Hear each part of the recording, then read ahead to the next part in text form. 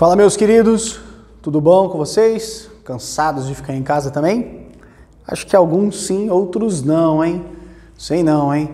Esses dias recebemos as visitas aí inóspitas daqueles caras que quando é para ter aula não vêm, quando não é para vir eles vêm. Engraçado, né? Grande abraço para os senhores. Gutenberg, se vir me visitar de novo e me trazer presente, eu vou ficar de cara. Traga presente, ok? Queridos, nós vamos falar sobre as grandes navegações, vamos falar da continuidade do assunto da aula passada. Até a aula passada nós falávamos então sobre o surgimento do absolutismo, das grandes monarquias nacionais, falamos também da reforma protestante, falamos, enfim, de todo o cenário que levou a Europa, incluindo o Renascimento, para a expansão do mercantilismo e do capitalismo e a chegada da configuração do mundo que nós conhecemos hoje. Hoje nós vamos falar de uma das consequências de todos esses eventos. Então nós vamos falar das grandes navegações, das expedições marítimas. Fica com o seu livro, porque daqui a pouquinho eu vou ajudar vocês a fazer a síntese deste conteúdo especificamente, ok? Bom, então nós chamamos de grandes navegações todas as expedições marítimas que foram realizadas pelos europeus entre os séculos XV e XVI. Os pioneiros da expansão marítima na Europa foram os portugueses, os espanhóis, que vão ser seguidos por ingleses, franceses e holandeses.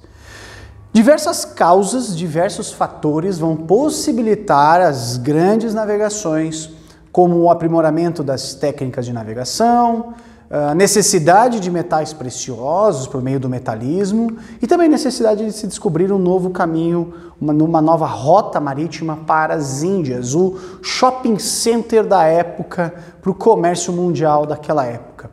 Por fim, nós não podemos esquecer também os motivos religiosos, algo que foi muito importante para aquela época. Bom, dessa forma, você vai ver que os europeus também eles desejavam expandir a fé cristã às novas terras.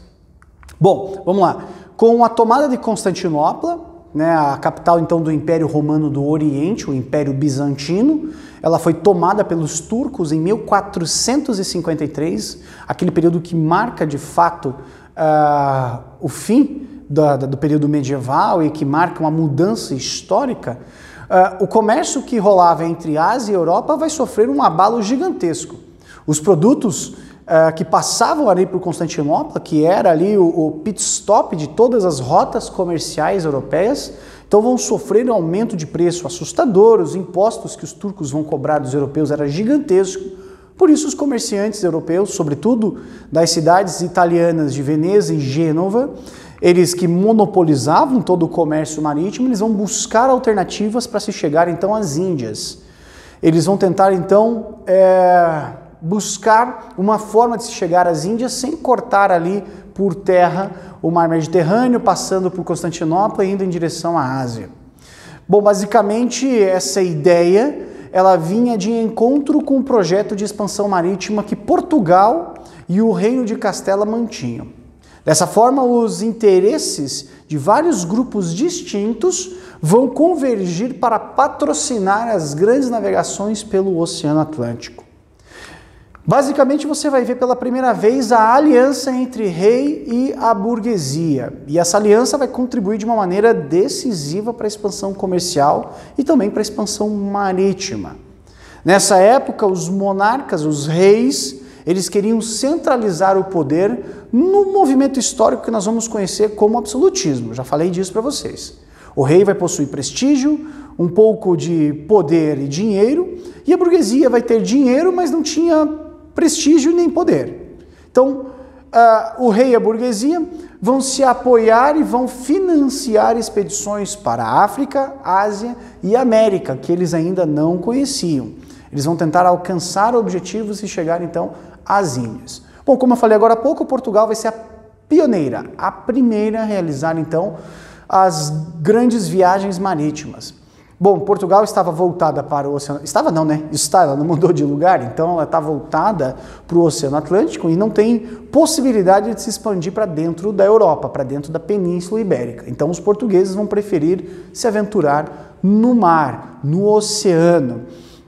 No início do século XV, Portugal vai se tornar o centro dos estudos de navegação.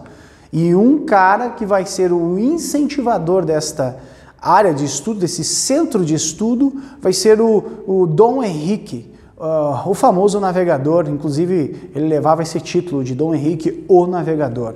Este príncipe, ele reunia na sua casa, na sua residência em Sagres, Algarve, vários navegadores, cosmógrafos, cartógrafos, mercadores, aventureiros de todos os tipos, a fim de ensinar, de aprender os segredos dos mares.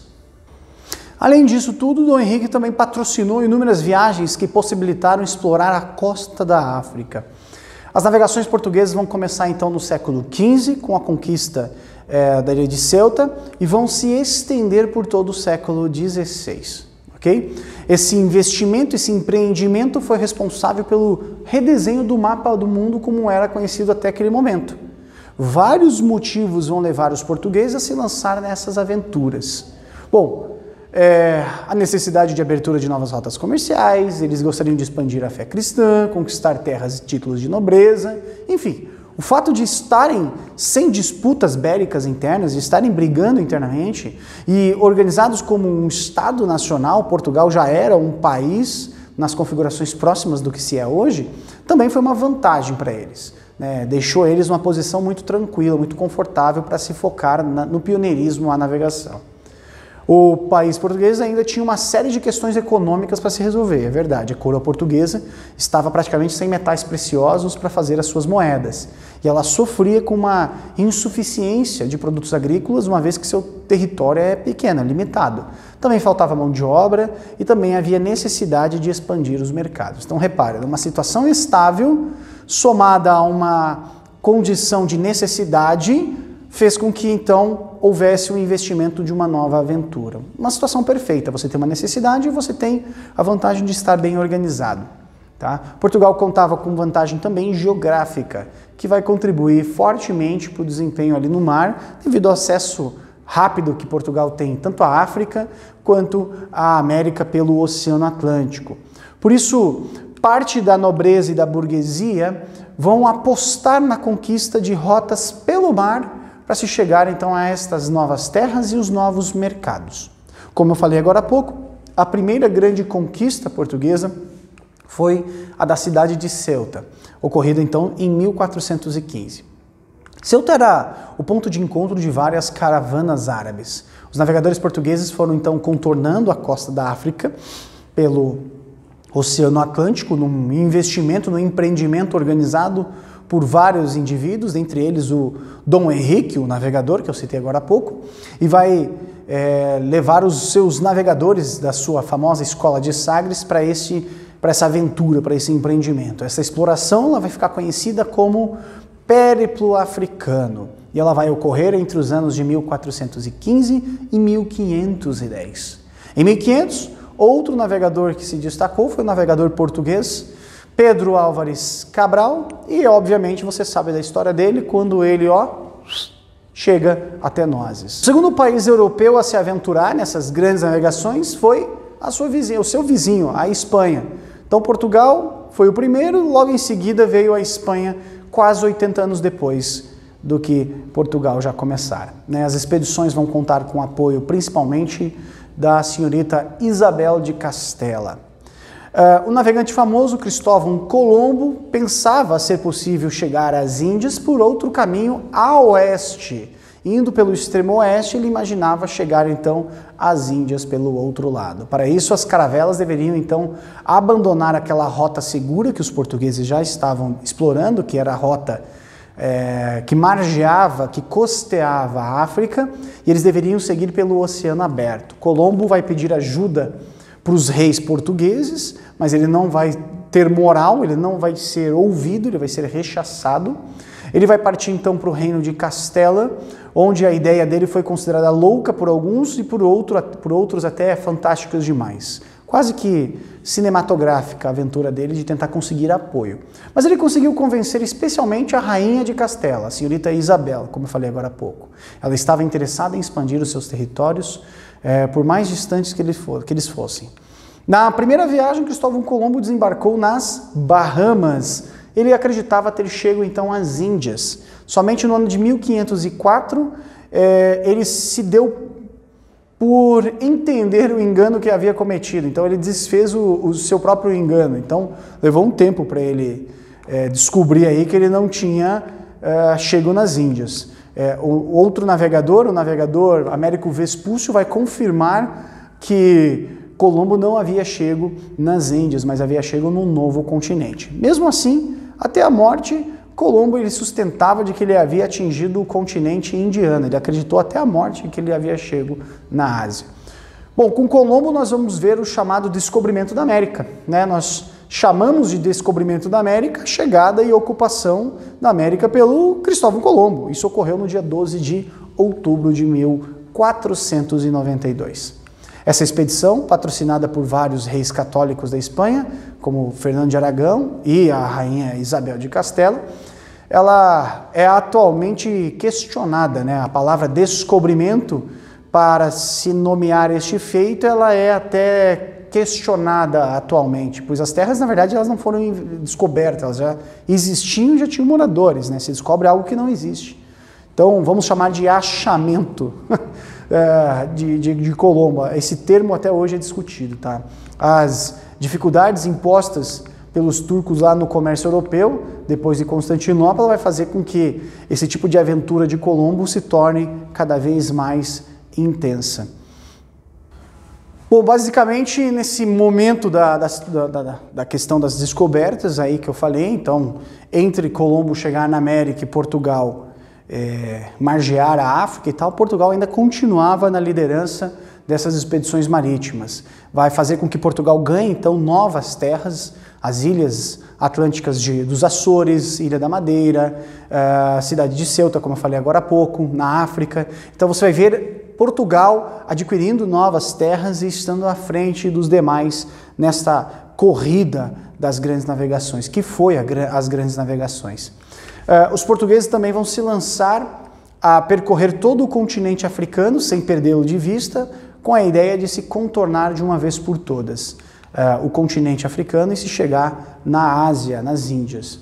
Como os reis de Castela também tinham interesse em se lançar ao mar, as coroas Portugal e Espanha acabaram por assinar tratados a fim de repartir a terra que eles descobrissem ou que eles estavam por descobrir.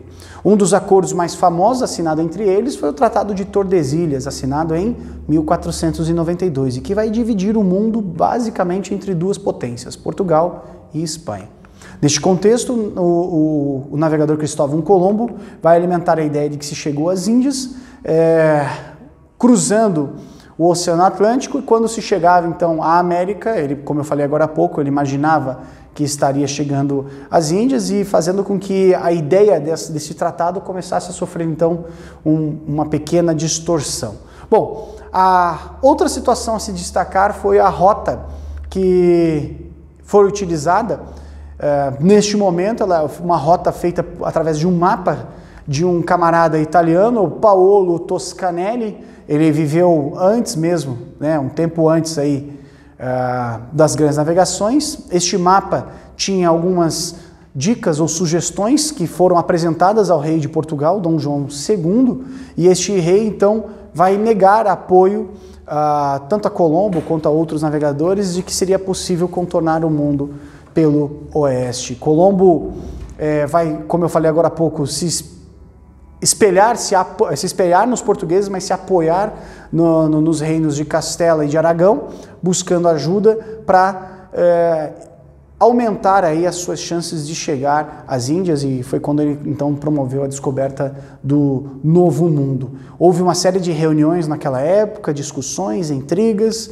Ele vai conseguir dinheiro depois de muita treta para fazer então essa aventura, quando ele vai chegar com as suas duas caravelas aqui na América, Nina e Pinta, a primeira caravela, e as duas caravelas, desculpa, chamada Nina e Pinta, e um outro barco de apoio, uma nau conhecida como Santa Maria.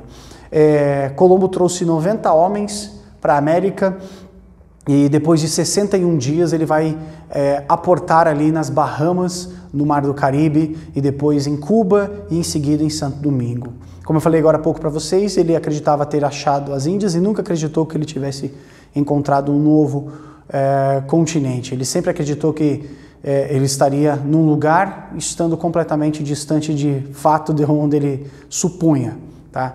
Mas, de qualquer forma, tanto os sucessos portugueses no Oceano Atlântico quanto os sucessos de Colombo fizeram então com que outros países tentassem conquistar o mesmo caminho, tomar o mesmo caminho. No caso da Inglaterra, da França e da Holanda. Bom, depois das descobertas, né, tanto da América quanto a chegada dos portugueses aqui no Brasil, e depois de muitas expedições de reconhecimento geográfico pelo litoral, tanto aqui da América, mais especificamente do norte da América, os países então concorrentes vão começar a também buscar sua posição, seu lugar ao sol. Os ingleses vão começar a colonizar a América do Norte, onde hoje é os Estados Unidos e o Canadá, no final do século XVI, mais de 100 anos depois do que os espanhóis e portugueses já haviam começado. Igualmente, durante o reinado da Rainha Isabel, os navegantes ingleses eles também eram estimulados a roubar, a assaltar os galeões, os navios espanhóis que estavam voltando cheios de metais. Então virou uma cena de piratas do Caribe, ok? Onde os navios de países concorrentes atacavam os seus próximos ali com o intuito de roubar os metais preciosos. Bom, os franceses, por sua vez, eles não aceitaram a divisão da América que o Tratado de Tordesilhas propunha. Então, Espanha e Portugal dividiram o mundo, mas a França literalmente não ligava, não achava aquilo correto e não se importava com este tratado. Então, eles começaram a disputar territórios que já eram dos espanhóis e começaram a investir alguns ataques ali, principalmente na região do Caribe e também toda a costa norte-americana, chegando até a questão da América do Sul. Então, eles vão disputar territórios ali no Haiti, na Guiana Francesa, no Canadá, até a atual Louisiana, nos Estados Unidos, ela foi então ocupada pelos franceses. No século XVI, um grupo de franceses, para você ter uma ideia, tentou atacar aqui no Brasil, o Rio de Janeiro. Esse episódio ficou conhecido como França Antártica. Ela vai trazer, inclusive, alguns grupos de evangélicos e de cristãos protestantes para o Brasil, que foram perseguidos na França e acabaram ficando para cá. Outros caras que também não se importavam com esses tratados eram os holandeses, que vão chegar à América no século XVII. Eles vão fundar a chamada Nova Amsterdã, onde hoje você conhece como Nova York. Eles vão ser expulsos pelos ingleses naquele período e neste mesmo século eles vão tentar mudar as suas rotas, sair da América do Norte e vir aqui para o sul. E eles vão invadir e vão tentar ocupar aqui no Brasil, Pernambuco e também na Bahia. Mas eles vão conseguir conquistar o Suriname e a região de Curaçao, ok? No Brasil, eles foram também expulsos por tropas portuguesas e eles vão conseguir se restabelecer no Caribe, criando então as chamadas Antilhas Holandesas. Repara que virou um si contra si, né? Literalmente um free-for-all aí pelo mundo, onde você tem portugueses e espanhóis se consolidando efetivamente no continente americano, africano e asiático, e você vai ter na rabeira, você vai ter os ingleses, os holandeses e os franceses tentando aí pegar o seu lugar ao sol e abocanhar alguns territórios nessa nova distribuição que foram as grandes navegações. Lá na Ásia, os holandeses vão entrar em guerra, inclusive, com os portugueses, para ocupar alguns territórios que os portugueses tinham. Territórios de Malaca e de Timor, que pertenciam aos portugueses, vão ser disputados aí pelos holandeses. Bom, a expansão marítima europeia, de modo geral, vai deixar marcas profundas em todos os continentes. Não é à toa que eu e você falamos português hoje, os nossos vizinhos falam espanhol. A Europa vai perceber que haviam mais povos, mais línguas, costumes, muito mais do que eles haviam conhecido até então, muito mais do que eles imaginariam ter. E na maioria das vezes, esse encontro de culturas, ele era repleto de violência, né? de massacres. Na América, por exemplo, a vida dos nativos, dos indígenas de modo geral, ela nunca mais foi a mesma. Os colonizadores vão trazer consigo uma nova forma de organização social, política, econômica e vão desestabilizar tudo aquilo que já existia antes da chegada dos europeus. Essa mistura sempre foi desigual, vão nascer sociedades híbridas, misturadas aqui na América Latina. Já a África não foi diferente, ela vai ser palco de uma deportação absurda de milhares de pessoas que vão ser reduzidas à escravidão. Os próprios africanos, em disputas tribais, como resultado dessas disputas, vão promover a escravidão dos povos derrotados, e com a chegada dos europeus vão ocorrer então a comercialização desses escravos, a venda desses escravos.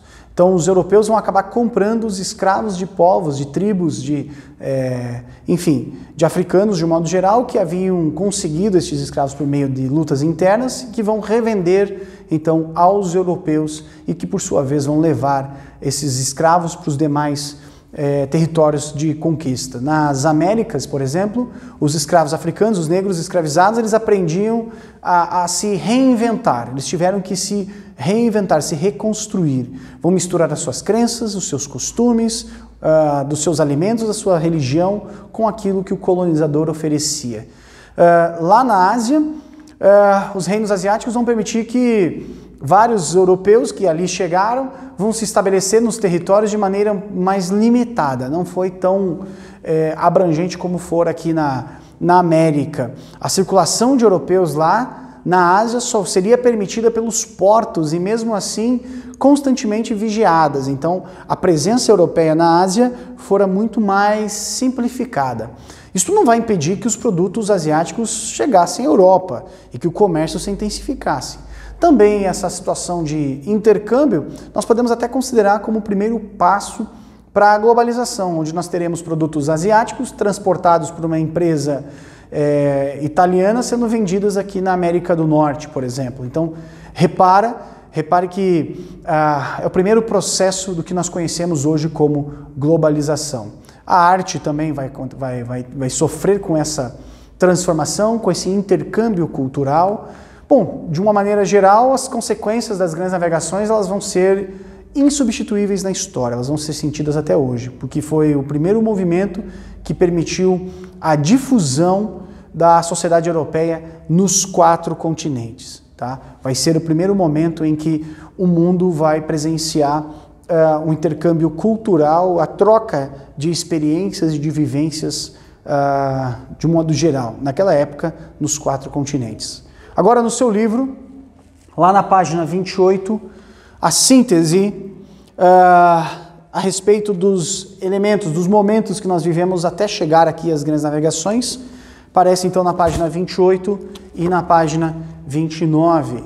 Deixa eu ajudar vocês então respondendo e organizando essa questão da síntese. Então você repare que você tem aqui linhas com colunas sobre os principais eventos, elementos que ocorreram antes das grandes navegações. Aqui primeiro é o Renascimento então cultural, seguido pela Reforma Protestante, monarquias nacionais e por fim mercantilismo, ok? Basicamente a primeira, no Renascimento cultural, nós temos ali os quadros em brancos que se referem então aos princípios, à arte e às ciências. Então, você vai voltar no seu livro, no nosso vídeo sobre este assunto e tentar preencher os principais princípios acerca do renascimento cultural. Então, eu posso te ajudar aqui. O renascimento cultural teve como princípio, lembra? O antropocentrismo, o homem como centro de todas as coisas, o racionalismo, tiramos Deus das coisas, o homem entra e assume o papel, então tiramos a ideia central divina e colocamos o homem com o seu racionalismo. Podemos colocar o naturalismo, o individualismo e o hedonismo. Perceba que em todas as palavras que eu disse, o sufixo ismo se faz presente, tá?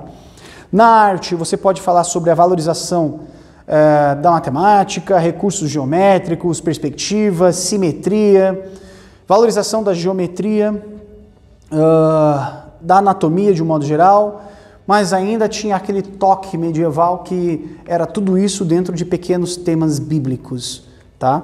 E na área das ciências você pode falar sobre a valorização do método científico para tentar explicar e definir as experiências, os fenômenos naturais. Indo para a Reforma Protestante, na página 29, as motivações da Reforma Protestante, você tem então 4 opções, porém uma está em branco. Tá? Logo abaixo da letra A, as motivações religiosas, ela está em branco. Você pode falar então que a motivação religiosa para a reforma protestante se referia ao despreparo espiritual, moral, a decadência moral e espiritual que a Igreja Católica sofria.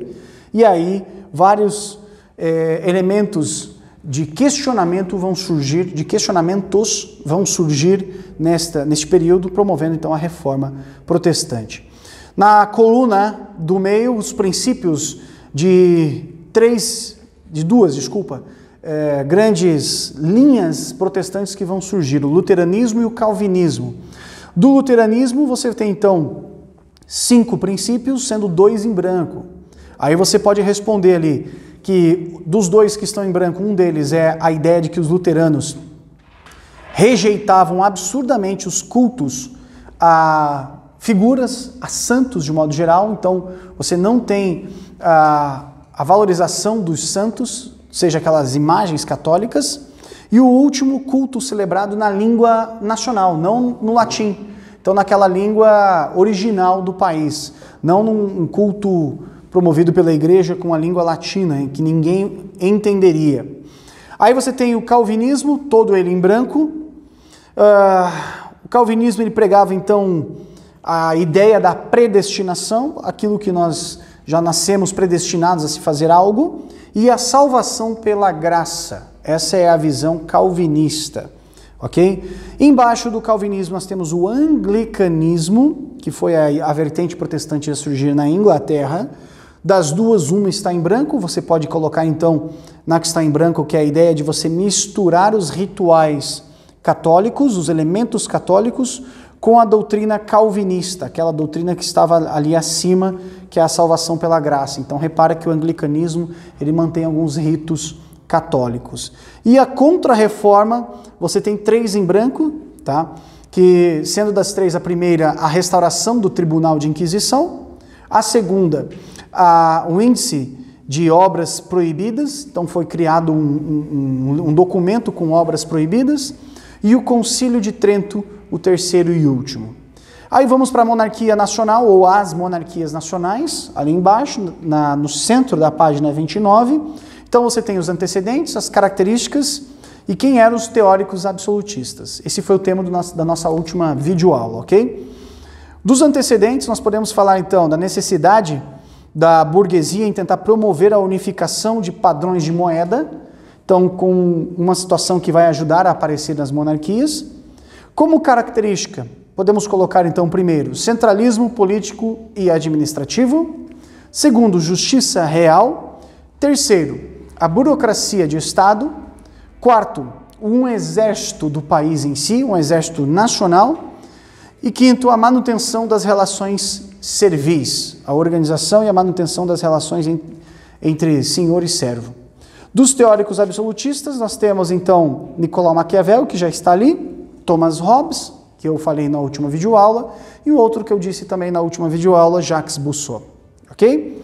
E sobre o mercantilismo, por último, lá embaixo, na página 29, as estratégias do mercantilismo.